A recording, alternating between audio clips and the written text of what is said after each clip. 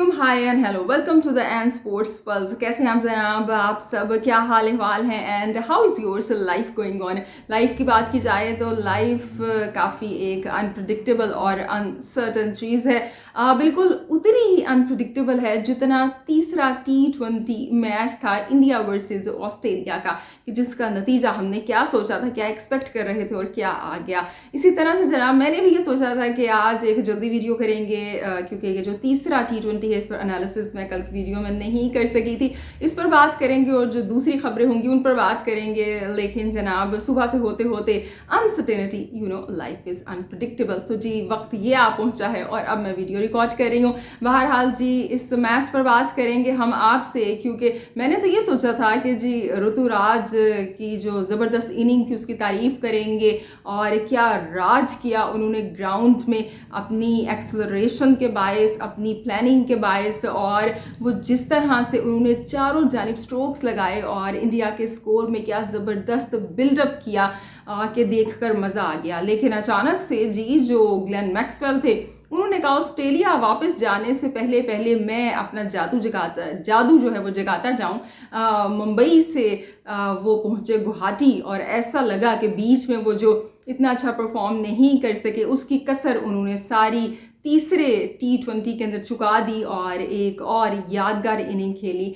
और ऑस्ट्रेलिया को एक ऐसा मैच जितवा दिया कि जिसको कम से कम मैं तो नहीं सोच रही थी कि ऑस्ट्रेलिया ये मैच जीत जाएगा। बल्कि बिलीव मी, मैंने 2-3 पहले अभी ओवर रह गए थे and I just turned of the TV कि अब क्या ज़रूरत है भाई देखने की, अब तो पता है क्या रिजल्ट आएगा। लेकिन जी जब ग्लेन मैक्सवेल हो तो कुछ भी हो सकता है। और टीम ऑस्ट्रेलिया की हम बात करें तो वैसे ही प्रेशर को एब्जॉर्ब करने में और मेंटल टफनेस के अंदर इन जो एक इंडिया की टीम और दूसरी ऑस्ट्रेलिया की टीम बड़ी माहिर हैं। सो जी इस मैच के हवाले से कुछ बात करेंगे और जो राहुल द्रविड़ हैं कि जिनके बारे में बातें चल रही थी, हम बात कर रहे थे कि पता नहीं ये आगे कोचिंग को कंटिन्यू करेंगे या नहीं करेंगे, VVX लक्ष्मण आ जाएंगे। तो जी राहुल द्रविड़ का जो कॉन्टैक्ट है उसको एक्सटेंड कर दिया गया है। अब इंडिया से मिले जुले इस हवाले से कुछ व्यूज़ आ रहे हैं। बाज़ लोगों का कहना है कि इसको नहीं होना चाहिए था, बाज़ लोग कहते हैं जी अच्छा फैसला है। इस हवाले से आपसे बात करेंगे और BCCI ने ऐसा क्यों किया, कौन से ऐसे कोचेस थे जो कि उनकी फर्स्ट चॉइस थे, इस पर भी आपसे बात करेंगे। और जी आज़म खान का एक ऐसा टॉपिक है, जब मैंने इसको सोचा था कि मैं इस पर बात करूंगी तो I knew at that time कि मिला जुला रद्द-ए-अमल आएगा, और वही हुआ। कुछ लोगों ने अगर तारीफ़ की तो बाज़ लोगों ने तनकीद की, बाज़ लोगों ने कुछ ऐसे पॉइंट्स पर तारीफ़ की जो कि वो समझते थे अच्छे हैं, बाज़ लोगों ने कुछ दीगर पॉइंट्स जो थे उनको हाईलाइट किया और कहा कि नहीं ऐसे होना चाहिए था। तो इस टॉपिक को रैप अप करेंगे। और जी शान मसूद हमारे नए टेस्ट कैप्टन, उन्होंने प्रेस कॉन्फ्रेंस की कि जिस पर उनमें गोलाबारी भी हुई, क्या हुई, किस तरह से उन्होंने टैकल किया, इस पर आपसे बात करेंगे। और GPSL की जो ट्रेडिंग है वो शुरू हो चुकी है, खिलाड़ी यहाँ से वहाँ जाना शुरू हो गए हैं, इस पर रहेगी आपसे बात। और जी अब कोशिश करेंगे कि वक्त कम है, मुकाबला सख्त है, काफ़ी सारे टॉपिक्स जमा हो गए हैं, इनको हम जस्टिफाई कर सकें और हर टॉपिक को जितना टाइम वो रिक्वायर्ड है उस टॉपिक के लिए वो उसे दे सकें। तो जी बात किससे शुरू करते हैं? बात शुरू करते हैं जी ज़बरदस्त और थ्रिलिंग मैच से, कि जिसके बारे में मैंने कहा तो था कि थ्रिलिंग हो जाएगा, लेकिन इतना थ्रिलिंग हो जाएगा मुझे बिल्कुल भी अंदाज़ा नहीं था कि ऐसा रिजल्ट आएगा इसका। ये जो तीसरा T20 था इसको मैंने थ्रिलिंग इसलिए कहा था क्योंकि सामने ऑस्ट्रेलिया की टीम थी, और ऑस्ट्रेलिया की टीम की जो मेंटल टफनेस है ना वो काबिल तारीफ़ है। और ये अभी से नहीं है, ये हमेशा से उनकी एक ऐसी स्किल है कि उन्होंने जनरेशन बाय जनरेशन डेवलप किया है, इसे मोर इन्हेंस किया है।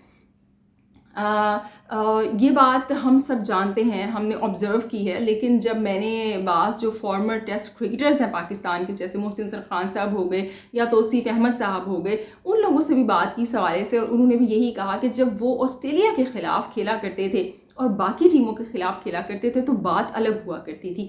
और वो जो डिफरेंस था वो इसी मेंटल टफनेस का था कि आखिरी दम तक ये जो लोग हैं ना हार नहीं मानते। और कल भी यही हुआ, कल क्या बल्कि अब तो बात थोड़ी पुरानी हो गई है। तो ये जो तीसरा T20 था उसमें भी यही हुआ और हमने देखा कि किस तरह से जो ग्लेन मैक्सवेल हैं ही टर्न द टेबल।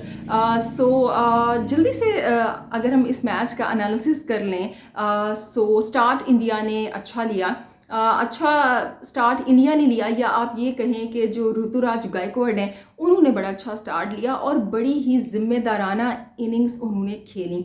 इंडिया का फ्यूचर दिखाई दिया हमें, कि जो हम कब से कह रहे हैं कि जी गायकवाड़ को मौका दें, और बल्कि मैं तो समझती हूँ कि उनको कैप्टन बना देना चाहिए था, लेकिन स्काई को ट्राई किया गया तो वो एक अलग बात है। लेकिन उन्होंने जिस तरह से इनिंग्स को एक्सेलरेट किया है, जब स्काई खेल रहे थे शुरू में विकेट्स गिर गई, ईशान किशन डक पे आउट हो गए, और वो दूसरी जानिब से वो जिस तरह से एंकर का रोल प्ले कर रहे थे, मैं देख रही थी बिल्कुल रना बॉल खेल रहे थे।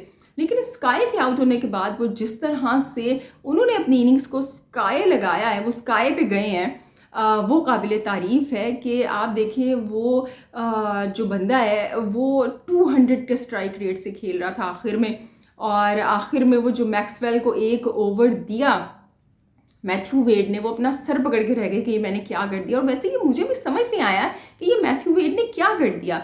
उन्होंने पूरा जो मैच था वो 5 बॉलर से करवाया, हत्ता कि स्टोइनिस से भी बॉलिंग नहीं करवाई, ट्रेविस हेड से भी नहीं करवाई, और आखिर में जब एक जो बॉलर है मेरे ख्याल से रिचर्डसन है, आई थिंक सो, उनका एक ओवर अभी रहता था, बजाय ये कि आप उनको ओवर दे देते, आपने पता नहीं कहाँ से उनके दिमाग में ये ख्याल आया कि जी ग्लेन मैक्सवेल को दे दें, कि जैसे वो पता नहीं 5 विकेट निकाल के दे देंगे आखिरी ओवर में। और जी ग्लेन मैक्सवेल ने तो ऐसा फेंटा खाया कि फिर वो गायकवाड़ ने सारे जो थे ना अपने अगले पिछले जो वो उन्होंने अपने बदले थे वो उनसे चुका लिए, कि भाई अब आ जाओ ज़रा, तुम आए हो ना सामने, हम तुम्हें बताते हैं, तुम जो मारे थे ना अफगानिस्तान को, हम बताते हैं कैसा फील होता है। जो स्कोर है वो 30 रन उन्होंने दिए, और जो इंडिया का स्कोर है वो जो 200 पर ख़त्म होना था वो 233 पर गया।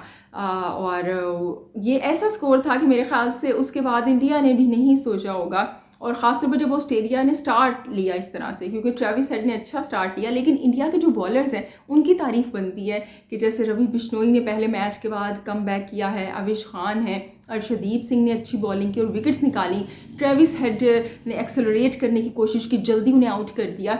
सो इंडिया ने नहीं सोचा होगा कि ये मैच हम इस तरह से हार जाएंगे, क्योंकि शुरू से मैं देख रही थी कि जो रन्स का और बॉल्स का जो मार्जिन था वो काफ़ी गैप था उसके अंदर, वो तकरीबन क्या कहते हैं ना, आधो आध का फ़र्क होना, इस तरह से चल रहा था।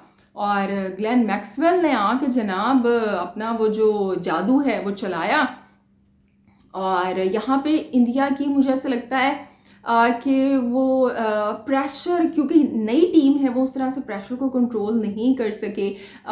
जब स्टोइनिस आउट हो गए और फिर टिम डेविड डक पे आउट हो गए, मैंने कहा भाई अब तो मैच ख़त्म हो गया है। लेकिन ग्लेन मैक्सवेल की एक बात है, जब वो बंदा मैच जितवाता है ना तो वो कहता है मैं अकेला ही काफ़ी हूँ, बस सामने तुम खड़े रहो। और मैथ्यू वेड जो हैं उनकी खुशकिस्मती आप समझें या इंडिया की पुअर फील्डिंग कह लें, कि वो बड़ा आसान सा कैच था। जब मैथ्यू वेड ने 2 रन बनाए थे तो वो कैच जो था वो ड्रॉप हो गया, और फिर उसके बाद मैथ्यू वेड ने अच्छा ग्लेन मैक्सवेल का साथ दिया, और मैक्सवेल ने जनाब फिर अपना जो बल्ला है वो चलाया। और आप देखिए कि यानी मेरे ख़्याल से जब 6 या 7 बॉल्स थी तो उसमें 26 रन चाहिए थे, if I am not wrong, और आखिरी ओवर में 21 रन चाहिए थे। और जो अर्शदीप सिंह हैं, अर्शदीप सिंह नहीं क्या कहते हैं, प्रसिद्ध कृष्णा है, अगर मैं नाम उनका सही मैं ले रही हूँ तो, क्योंकि ये नए जो बॉलर्स हैं इनके नामों में थोड़ी सी बाज़ दफ़ा कुछ गलती हो जाती है, मिस्टेक हो जाती है फिर नाउंसिएशन के अंदर।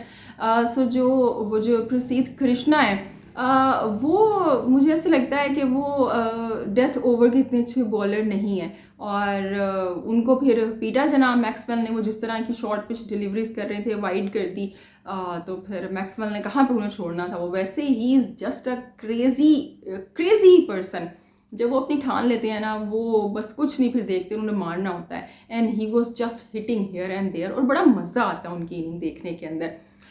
सो यही हुआ कि और आखिरी ओवर के अंदर 6 बॉल्स पर 21 रन चाहिए थे, मैच भी जीत लिया। और इसके साथ साथ ऑस्ट्रेलिया ने एक नया रिकॉर्ड भी बना दिया कि T20 इंटरनेशनल में पहली टीम ऑस्ट्रेलिया की बन गई है कि जिसने 20+ रन आखिरी ओवर में अचीव किए हैं, चेज़ किए हैं। उससे पहले मेरे ख्याल से वेस्ट इंडीज़ ऑस्ट्रेलिया के मैच में ऐसा हुआ था जब 19 रन चेज़ हुए थे और अब ऑस्ट्रेलिया ने 21 रन चेज़ कर दिए, तो नया रिकॉर्ड भी बना दिया। और मैक्सवेल सुकून से ऑस्ट्रेलिया पहुंच चुके होंगे यकीनन अब, क्योंकि उन्होंने आज चले ही जाना था बाकी जो मेंबर्स हैं सीनियर टीम के। और अब जो चौथा मैच होगा उसमें bench strength versus bench strength होगी और देखते हैं कि उसके अंदर किस टीम का पलड़ा भारी रहेगा। ये मैच तो इंडिया हार गया, लेकिन जो सीरीज़ है वो अलाइव रही। तो आगे चलकर देखते हैं कि कौन सी टीम ये मार्का अपने नाम करेगी। मुझे तो जी इंडिया का पलड़ा भारी लगता है, क्योंकि बायलैटरल सीरीज़ के अंदर इंडिया वैसे ही, मैं पहले भी कहती हूँ, इंडिया इज़ अ बीस्ट। और जब होम पे हो रही है तो फिर तो आप उनके करीब भी नहीं जा सकते हैं। और अब जो बेंच स्ट्रेंथ है इंडिया की वो ऑस्ट्रेलिया के मुकाबले होगी, लेकिन मुझे वही, जैसे कि मैंने कहा, कि इंडिया का पलड़ा भारी दिखाई देता है। सो लेट्स सी कि आगे आने वाले मैच में क्या होगा। लेकिन उसके साथ साथ हम जी राहुल द्रविड़ की बात कर लेते हैं। राहुल द्रविड़ का जो कॉन्ट्रैक्ट है वो एक्सटेंड कर दिया गया, ये तो हमें पता है। लेकिन उससे पहले जी बीसीसीआई की अप्रोच क्या थी। बीसीसीआई की अप्रोच इस दफ़ा कुछ मुख्तलिफ थी, जो कि इंडिया में इससे पहले नहीं हुआ। यानी कि स्प्लिट कोचिंग का वो सोच रहे थे, ऐसी खबरें आ रही हैं। और इसके लिए आशीष नेहरा, जो कि गुजरात के कोच हैं, उनसे रब्ता किया गया, क्योंकि बीसीसीआई का ये सोचना था कि जैसे इंग्लैंड में हमने देखा है कि लाइक वाइट बॉल का एक जो लॉन्ग फॉर्मेट है, ओडीआई और टेस्ट का अलग और T20 के लिए अलग। तो उन्होंने सोचा था कि T20 के लिए आशीष नेहरा और ओडीआई और टेस्ट के लिए हम वीवीएस लक्ष्मण को कोच बनाएं। लेकिन आशीष नेहरा वाज नॉट इंटरेस्टेड, उन्होंने अपना कोई इंटरेस्ट नहीं दिखाया। इस वजह से फिर जी राहुल द्रविड़ को उनकी जितनी वो जो मैनेजमेंट जो दीगर स्टाफ है उसके साथ ही कंटिन्यू किया गया है। लेकिन अब सोचना ये है कि राहुल द्रविड़ तो आ गए हैं, रोहित शर्मा कोहली आएंगे क्या वापस नेशनल ये जो T20 का वर्ल्ड कप है उसके अंदर। क्योंकि जनाब खबरें ऐसी आ रही हैं कि रोहित शर्मा, जो कि अभी वेकेशन पर हैं, उन्होंने भी अपना इंटरेस्ट जाहिर किया है सिर्फ रेड बॉल के अंदर। और कोहली जो हैं उन्होंने भी ऐसा कहा है कि वो फ़िलहाल नहीं खेलना चाहते हैं T20 या ओडीआई क्रिकेट। अब खबरें ऐसी आ रही हैं सोर्सेज की जानिब से, ये कोई कंफर्मेशन नहीं आई है, आगे चलकर क्या होगा क्लियर हो जाएगा। But the thing is that कि अगर राहुल द्रविड़ वापस आ गए हैं तो क्या कोहली और रोहित भी वापस आ जाएंगे T20 वर्ल्ड कप के लिए। क्योंकि हम देखते तो हैं कि इंडिया में वैसे बायलैटरल सीरीज़ के अंदर बेंच स्ट्रेंथ को आजमाया जाता है, लेकिन जब आईसीसी टूर्नामेंट्स आते हैं तो जो सीनियर हैं वो वापस आ जाते हैं। हमने 2022 के T20 वर्ल्ड कप में भी इस तरह से देखा था कि पहले बायलैटरल सीरीज़ के अंदर जो डिफरेंट हम खिलाड़ियों को देखते रहे, श्रीलंका के खिलाफ या दूसरी टीमों के खिलाफ शेखर धवन कैप्टनसी भी करते रहे T20 टीम की। लेकिन जब T20 वर्ल्ड कप आया तो सीनियर वापस आ गए। तो अब सोचने की बात यह है कि आया इस दफ़ा भी कोहली और रोहित आएंगे या नहीं। अब बाज़ लोगों का ये कहना है कि नहीं भाई, कोहली और रोहित बड़े हो गए, काफ़ी उनको टाइम दे दिया, अब जो हैं जो लोग जो खिलाड़ी अभी खेल रहे हैं उनको मौका देना चाहिए है। और बाज़ जो लोग हैं उनका कहना है कि नहीं, ये लास्ट चांस है, तो ये कोहली और रोहित को देना चाहिए है कि वो T20 वर्ल्ड कप खेलें।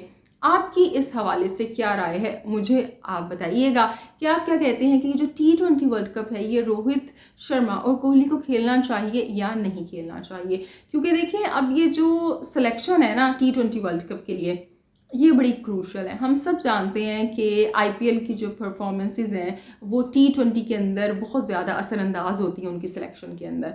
अब इंडिया ने जितने T20 इंटरनेशनल खेलने हैं, चाहे वो साउथ अफ्रीका से खेलना है, अफगानिस्तान से खेलना है, वो आईपीएल से पहले खेल लेगी इंडिया की टीम। फिर आईपीएल होगा और आईपीएल के बाद हो जाएगा T20 वर्ल्ड कप।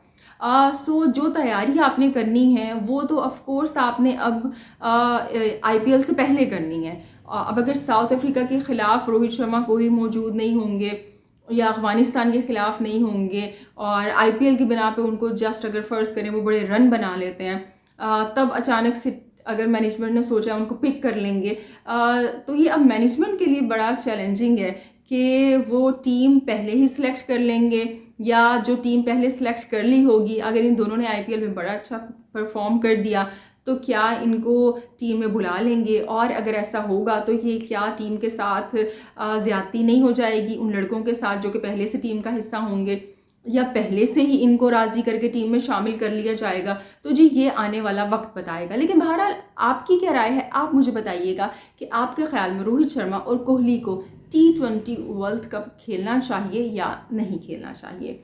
सो जी ये कुछ राहुल द्रविड़ के हवाले से बात हो गई। वैसे राहुल द्रविड़ के अगर हम बात करें उनके टेन्योर की, तो उनके टेन्योर में उन्होंने ये 2022 का T20 वर्ल्ड कप में इंडिया सेमीफाइनल में पहुंचा, इंग्लैंड से हार गया 10 विकेटों से। फिर उसके बाद टेस्ट चैम्पियनशिप का फाइनल खेला इंडिया ने, वो ऑस्ट्रेलिया से हार गया, और एशिया कप जीत लिया इंडिया ने, और क्या ज़बरदस्त तरीके से जीता, अपने पास करीब किसी को फटकने भी नहीं दिया, और वर्ल्ड कप ODI का फाइनल खेला। सो मेरे ख्याल से यही वजह बनी है कि जो परफॉर्मेंस थी वो राहुल की अच्छी थी, और उसके बाद ये फैसला किया गया कि चलें जी इनको मज़ीद एक्सटेंड कर देते हैं। लेकिन कितनी एक्सटेंशन दी गई है ये बहरहाल अभी पता नहीं है। चलिए जी ये बात हो गई। अब ज़रा हम आते हैं आज़म खान के टॉपिक की जानिब। आज़म खान के टॉपिक की बात की जाए तो देखिए ये मैंने टॉपिक डिस्कस क्यों किया, इसकी वजह ये कोई नहीं थी कि उन्होंने फ़लस्तीन का फ्लैग लगा लिया, तो इस वजह से ये मैंने टॉपिक डिस्कस किया। क्योंकि अगर यही वजह होती तो इससे पहले एक बड़ा इवेंट वर्ल्ड कप में हो चुका था, जब कोहली को एक यंगस्टर ने आके हक कर लिया था, and he was wearing Palestine T shirt, जो कि काफ़ी हंगामा हुआ था, ख़बरें भी आई थी और काफ़ी बात हुई थी। लेकिन उस चीज़ का क्रिकेट से कोई ताल्लुक़ नहीं था, वो जस्ट एक ख़बर थी। लेकिन जो आज़म खान ने किया वो उन्होंने क्रिकेट के ग्राउंड में किया, उनको किसी ने आके हग नहीं कर लिया, किसी ने उनको गले में आके वो कोई फ़लस्तीन का फ्लैग नहीं डाल दिया। ही डिसाइडेड बाय हिमसेल्फ कि उन्होंने वो जो फ्लैग है, वो जो स्टिकर है अपने बैट पर लगाना है, और वो स्टिकर लगाया जो उन्होंने, वो ICC के रूल्स और जो रेगुलेशन है उसकी खिलाफ वर्जी करता था। जब मैं ये टॉपिक देखें, ये जो टॉपिक है ये सेंसिटिव टॉपिक है। मैंने काफ़ी चैनल्स को ख़ास तौर पर फॉलो किया कि कौन इन पे बात कर रहा है कौन नहीं कर रहा, और काफ़ी फेमस नाम है यहाँ पे कि जिन्होंने इस टॉपिक को डिस्कस नहीं किया, और जिन्होंने किया भी उन्होंने भी बड़े वो क्या कहते हैं ना फॉर्मेलिटी वाले वे में किया, वास्तव में अच्छे तरीके से भी कवर किया। लेकिन मैं देखिए इस चैनल पे चाहती हूँ कि जो मैं समझती हूँ ना, वो मेरा पॉइंट ऑफ व्यू आप लोगों तक बिल्कुल क्रिस्टल क्लियर पहुँचे। अब सिर्फ इस वजह से किसी टॉपिक को जो कि क्रिकेट से रिलेटेड है टच ना करना कि कुछ लोग नाराज़ हो जाएंगे और कुछ लोग खुश हो जाएंगे, ऐसा नहीं हो सकता। अब बाबर आजम को हम क्रिटिसाइज़ करते हैं, इसलिए उनको क्रिटिसाइज़ करना छोड़ दें कि उनका इतना बड़ा फ़ैन क्लब है और वो माइंड कर जाते हैं। बाज़ दफ़ा हमें पर्सनल में भी मैसेज आ रहे होते हैं कि नहीं आप तो पता नहीं बाबर आजम के दुश्मन हैं, आप तो पता नहीं उनसे जेलस हैं, या कोई एजेंडा चला रही हैं उनके ख़िलाफ़, या आप सरफराज के हक़ में कोई एजेंडा चला रही हैं। सो इस तरह की बातें आती रहती हैं। लेकिन इसका मतलब ये नहीं होता कि जिस चीज़ को हम सच समझते हैं या जो हम समझते हैं ये बिल्कुल एक फेयर एनालिसिस है, जो सही बात है उसको हम करना छोड़ दें। यही बात आज़म खान की भी थी। और आज़म खान का जब टॉपिक मैंने कवर किया तो उसके अंदर मैंने डिफरेंट रेफरेंसेस यहाँ पर भी दिए। और जब मैं किसी टॉपिक पर बात कर रही होती हूँ तो ऐसा नहीं है कि मैंने पहले स्क्रिप्ट लिखा है और मैं उसे फॉलो करूँगी। बस जो बात फ्लो में होती है वो हो जाती है, कि जिसकी वजह से बाद ऐसे पॉइंट्स होते हैं कि जो सोचे हुए होते हैं बट वो उस वक्त स्किप हो जाते हैं माइंड से, सो वो नहीं डिस्कस हो पाते हैं, मेंशन हो पाते हैं। बाज़ ऐसे होते हैं कि जो नहीं सोचा हुआ होता अचानक से याद आ जाते हैं और वो हम कह देते हैं। आज़म खान की बात करें तो आज़म खान ने और PCB ने ये एक गलत एग्जाम्पल सेट की है। क्यों? इस वजह से कि क्रिकेट को किसी भी पॉलिटिकल एलिमेंट से मिक्सअप नहीं करना चाहिए। हमारे एक बड़े ही अच्छे मेरे व्यूअर हैं, मेरे ख्याल से अमित गयास नाम है उनका, उन्होंने एक बड़ी अच्छी बात की यहाँ पे कि ICC ने खुद इसको इनिशिएट किया था। जब वो ब्लैक लाइफ मैटर्स का एक स्लोगन कैरी हुआ ग्राउंड्स के अंदर, क्विंटन डी कॉक ने मना भी कर दिया था उसके लिए, लेकिन बहरहाल उनको वो करना पड़ा। सो आपने खुद एक चीज़ को, एक आप समझ लो एक पॉलिटिकल एंगल को या एक कंट्रोवर्शियल चीज़ को आप ग्राउंड्स में लेके आए। क्योंकि लोगों का मानना ये है कि भाई चाहे ब्लैक लाइफ है, चाहे वाइट लाइफ है, चाहे मुस्लिम लाइफ है, चाहे नॉन मुस्लिम लाइफ है, लाइफ तो हर कोई मैटर करती है। सो ये आईसीसी ने खुद इस चीज़ की दावत दी और मैं उनकी बात से बिल्कुल एग्री करती हूँ। इसी तरह मुझे किसी ने प्राइवेट में एक क्लिप शेयर किया, वहीद खान साहब पाकिस्तानी जर्नलिस्ट हैं, आई एम वेरी ऑनर्ड कि मैंने उनके साथ स्क्रीन पे शेयर की। बड़े ही सीनियर जर्नलिस्ट हैं वो, बड़ी अच्छी हमेशा एनालिसिस करते हैं वो, बड़ा अच्छा। उन्होंने कहीं उस क्लिप में, मेरे ख्याल से वो भी आज़म खान के लिए ही बात कर रहे थे, तो उन्होंने मेंशन किया हुआ था कि आई थिंक साउथ अफ्रीका की टीम है या किसी मुल्क की अंडर 19 टीम है, मुझे याद नहीं आ रहा, उस टीम के जो कैप्टन है उन्होंने किसी तकरीब के अंदर इसराइल के खिलाफ, इसराइल के हक़ में कुछ बयानात दिए और उनको प्रेज़ किया। तो उनका जो बोर्ड है उन्होंने एक्शन ले लिया और ऐसा उनके मुताबिक, वहीद खान के मुताबिक ऐसा सुनने में आ रहा है कि उनको शायद कैप्टनसी से हटा दिया जाएगा। सो हर बोर्ड की एक कोशिश होती है। अब ऐसा नहीं है कि साउथ अफ्रीका के अंदर जो हैं वो सारे अब मुसलमान तो नहीं हैं कि उन्होंने इसराइल के ख़िलाफ़ जी बयान दे दिया और उनको इसलिए वो कैप्टनसी से हटा रहे हैं।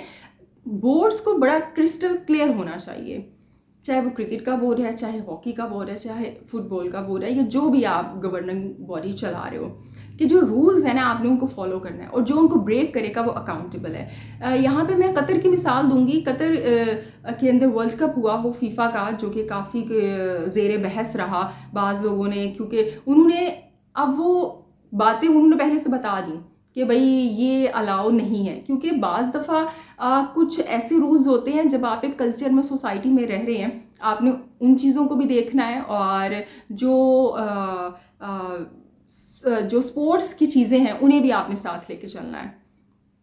तो कतर की हम बात करें तो उन्होंने पहले भी बता दिया कि वाइन आप खुलेआम नहीं कंज्यूम कर सकते हैं, ग्राउंड्स के अंदर क्लब बने हुए हैं, वहाँ पे आप जाएं।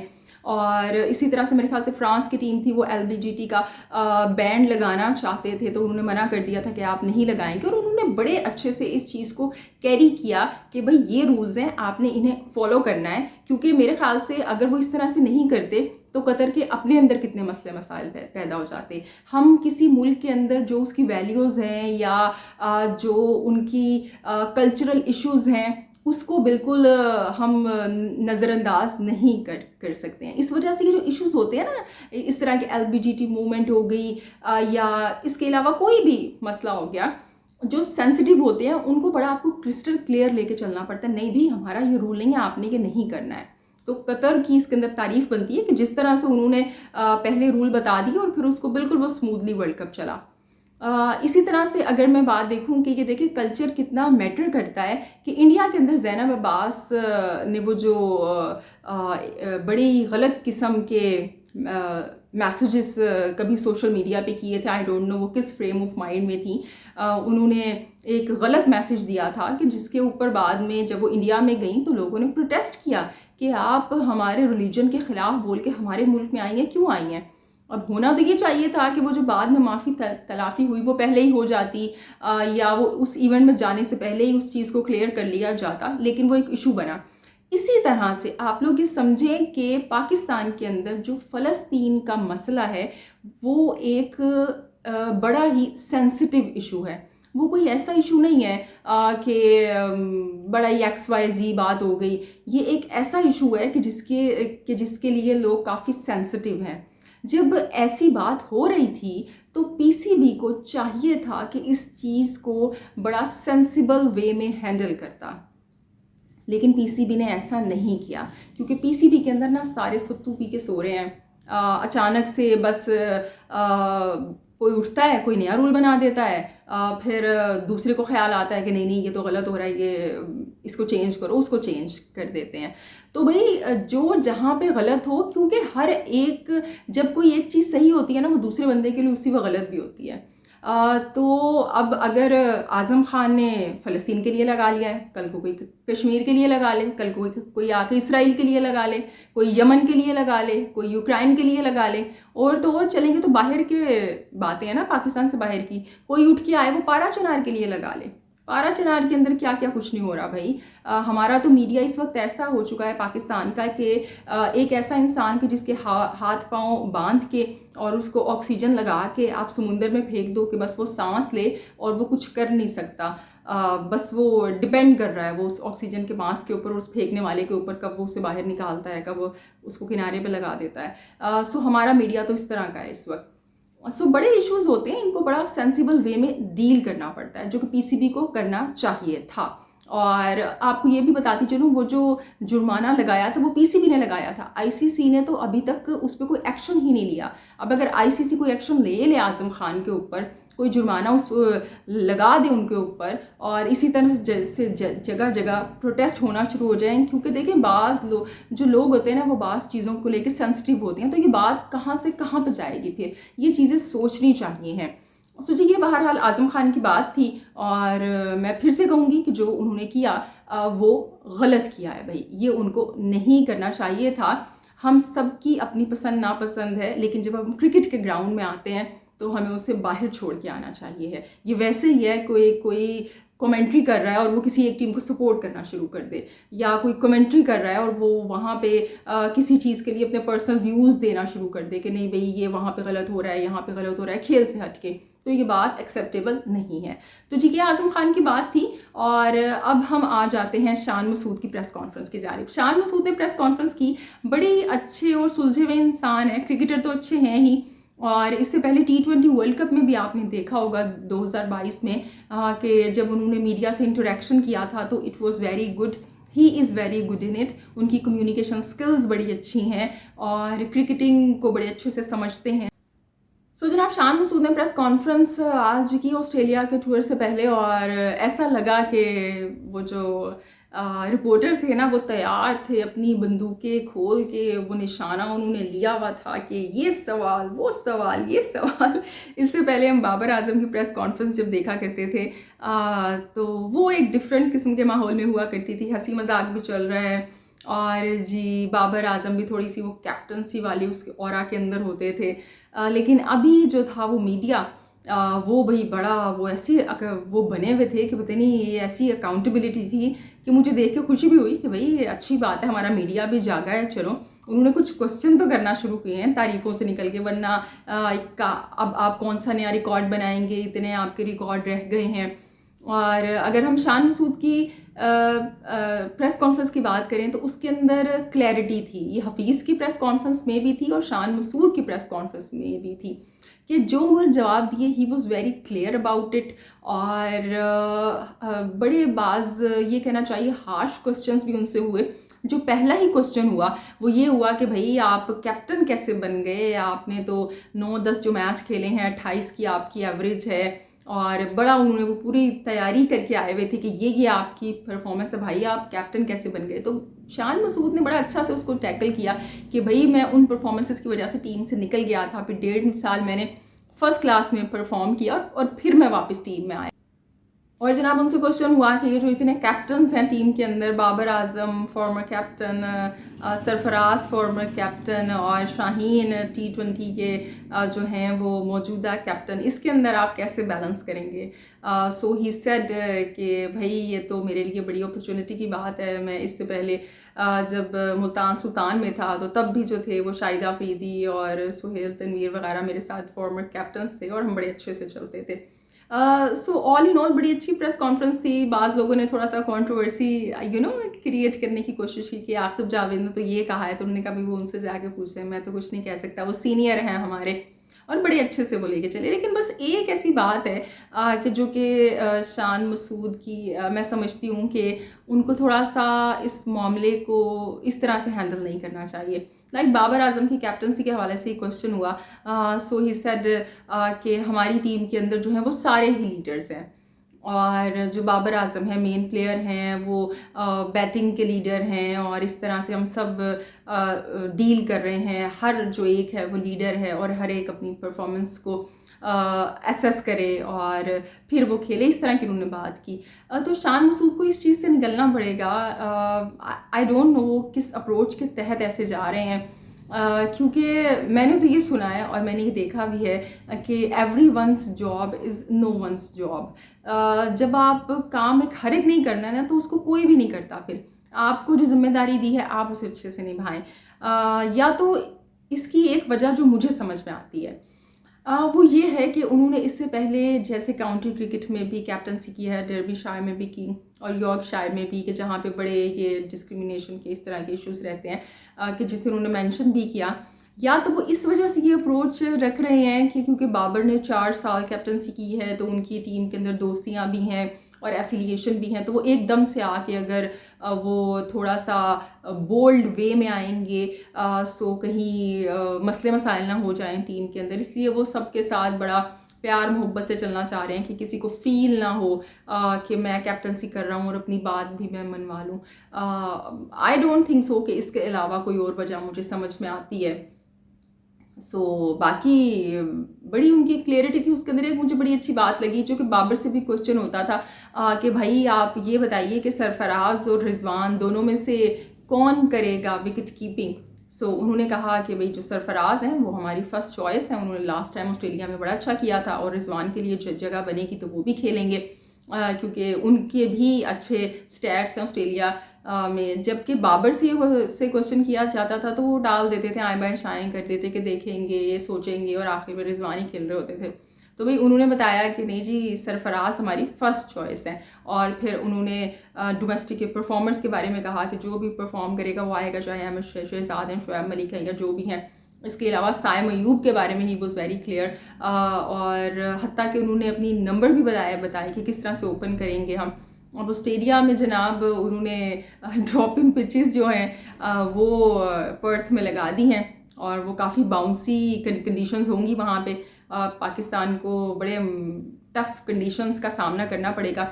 और शान मसूद ने बार बार ये कहा भी, जब उनसे कहा कि आप जीत जाएंगे क्या होगा, he said it is opportunity for us. मेरे ख्याल से 5-6 दफ़ा तो उन्होंने ये वर्ड यूज़ कर दिया है। बल्कि उनसे ये भी क्वेश्चन हुआ कि आपको हार गए तो कुर्बानी का बकरा तो नहीं बना देंगे। मतलब बड़े अच्छे से उन्होंने इन चीज़ों को डील किया, एक अच्छी प्रेस कॉन्फ्रेंस की। और हम चाहते हैं कि हम अपनी टीम में भी ये सब देखें। और टीम के अंदर जनाब हमारे कुछ ऑस्ट्रेलिया से भी हायरिंग्स हुई हैं। एक हाई परफॉर्मेंस कोच हैं, एक बैटिंग कोच हैं, वो भी हायर हुए हैं। उस हवाले से भी उन्होंने क्लियर किया क्योंकि उनको क्यों रखा गया है। All in all it was a good press conference. अब जनाब अपने आखिरी टॉपिक पर आ जाते हैं जो कि है PSL, Pakistan super league. Pakistan super league के हवाले से मुझसे एक क्वेश्चन हुआ था, मेरे ख्याल से मुझसे आकाश ने किया था या किसने क्वेश्चन किया था, I don't remember the name, मैं नाम मेंशन करूँगी वीडियो में। उन्होंने मुझसे क्वेश्चन किया था कि भाई जो IPL की ऑक्शन होती है PSL की क्यों नहीं होती। तो सब जो है ना पैसे का खेल है मेरे भाई। IPL is a very big league, उसको तो भाई कोई इंटरनेशनल बाकी लीग्स टक्कर नहीं दे सकती, तो PSL क्या देगी। टू बी वेरी फ्रैंक, सही बात करनी चाहिए है। और जब आप ऑक्शन में बैठते हैं ना तो आपके पास पैसा होना चाहिए, और IPL में जितना पैसा है वो PSL उसके करीब भी नहीं है फ़िलहाल। यहाँ के जो फ्रेंचाइजर्स हैं वो वैसे ही रो रहे होते हैं कि हम तो घाटे में चले गए, हमें तो नुकसान हो गया, हमें तो प्रॉफिट नहीं हो पा रहा। एक नई टीम नजम सेठी ऐड करना चाह रहे थे, वो नहीं माने ये सारे, तो ऑक्शन कहाँ पे। जी बहरहाल 12 दिसंबर को ड्राफ्टिंग ज़रूर होगी PSL की, और अभी जो कुछ इधर उधर खिलाड़ी जा रहे हैं उन पर हम आपसे जल्दी से बात कर लेते हैं। जनाब पाकिस्तान सुपर लीग की बात करें तो इसके अंदर भी वो क्या कहते हैं ना, ट्रेडिंग का सिलसिला जारी है। IPL वाली बात नहीं है। IPL में तो भाई वो क्या हार्दिक पांड्या की वो मुंबई इंडियंस में उन्होंने जाना, इतनी बड़ी खबर बनी हुई थी कि जो इंडिया और ऑस्ट्रेलिया का T20 मैच था वो पीछे चला गया था। बहरहाल यहाँ पे भी जो ट्रेडिंग है उसका सिलसिला जारी है। Imad Wasim has moved in Islamabad United, और इस्लामाबाद यूनाइटेड से ट्रेड होकर हसन अली आ गए हैं जी कराची किंग्स में। कि जिस खबर पर मुझे थोड़ी सी हैरत हुई कि ऐसा क्यों हो गया, क्योंकि इमाद वसीम की इतनी एफिलिएशन है कराची किंग से, एक टाइटल जितवाया है कराची किंग को इमाद वसीम ने अपनी ही कैप्टनसी में, और वो उन बुरे हालात में कराची किंग में खेले हैं कि जब बाबर आजम की कैप्टनसी थी और उन्होंने उन्होंने सारे मैच उनकी पुअर पैथेटिक कैप्टनसी की वजह से कराची किंग जो है वो हार गई थी एक मैच बड़ी मुश्किल से, वो भी जोड़ तोड़ करके जीते थे। सो अब जो हैं वो जा रहे हैं, और इसके अलावा जो मोहम्मद आमिर हैं उनके भी जाने की खबरें हैं कि वो शायद मेरे ख्याल से कोयटा ग्लैडिएटर में जा रहे हैं, क्योंकि सैफ जो सरफराज हैं सैफी भाई, उनसे उनकी बड़ी अच्छी बातचीत है और मैनेजमेंट से अच्छे ताल्लुकात हैं। तो ऐसा है क्यों? ऐसा इसलिए है कि जो कराची किंग्स हैं ये अपनी मैनेजमेंट को चेंज कर रहे हैं, और ये जनाब लेके आ रहे हैं हैदर अजहर को, जो कि जीएम हैं मुल्तान सुल्तान के, रह चुके हैं मुल्तान सुल्तान के। सो वो अपनी एक सोच लेके आ रहे हैं। तो हो सकता है इमाद वसीम या मोहम्मद आमिर उससे इतने ओके ना हो, सो इस वजह से ये मूव ऑन कर रहे हैं। और इसी तरह से जो शान मसूद हैं वो ऐसा सुना है कि मुल्तान सुल्तान से कराची किंग में आ रहे हैं एज ए कैप्टन। वैसे ऐसा हो जाएगा बड़ी अच्छी बात है, क्योंकि अगर वो टेस्ट की कैप्टनसी कर रहे हैं तो यहाँ पे T20 की कैप्टनसी करेंगे, और कराची किंग के अंदर मेरे ख्याल से ज़रूरत है कि एक कोई ऐसा खिलाड़ी हो जो कि कराची का ही हो। तो अच्छी बात है कि जो जहाँ का खिलाड़ी है वहाँ पे जाए, और जो चेंज आता है तो वो हमेशा अच्छा होता है। और जनाब इसके अलावा क्या तब्दीली है? नसीम शाह जो हैं वो कोयटा में पिछले साल भी नहीं खेलना चाह रहे थे, और अब तो उन्होंने कह ही दिया कि भाई प्लीज़ आप मुझे रिटेन ना कीजिएगा। तो पहले ही सुन रहे थे कि वो इस्लामाबाद यूनाइटेड में ट्रेड होंगे और उनकी जगह मोहम्मद वसीम जूनियर और इब्रार आएंगे। लेकिन मोहम्मद वसीम जूनियर ने जो है वो मना कर दिया। उन्होंने कहा, मेरे ख्याल से उनको किसी ने सजेशन दी है, आई डोंट नो किस प्लेयर ने, कि भाई आप कोयटा में ना जाएँ, ये आपके कोई फ्यूचर के लिए इतना अच्छा नहीं है, या जो भी वजूहत हैं। सो उन्होंने कहा कि भैया आप मुझे जो है ना वो ड्राफ्ट में डाल दें। तो इस वजह से अब जो नसीम शाह हैं सुनने में आ रहा है मुल्तान सुल्तान में चले जाएंगे। और इसके अलावा क्या ख़बरें हैं भाई?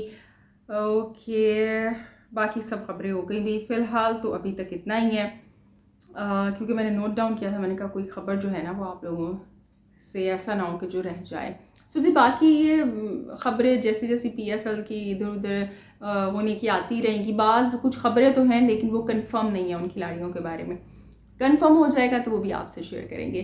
तो जी बहरहाल ये आज की वीडियो थी, जो कि मुझे बिल्कुल एहसास है कि लंबी भी हो गई है, और अब मुझे इजाज़त दीजिए। आप अपना ढेर सारा ख्याल रखिएगा, हंसते मुस्कुराते रहिएगा, और जो आपके कमेंट्स हैं, जो आपका फीडबैक है मुझसे पहुंचता रहता है, एंड इट रियली मैटर्स, जो कि मैं हमेशा कहती हूँ। होगी आपसे कल मुलाकात, अल्लाह निगहबान।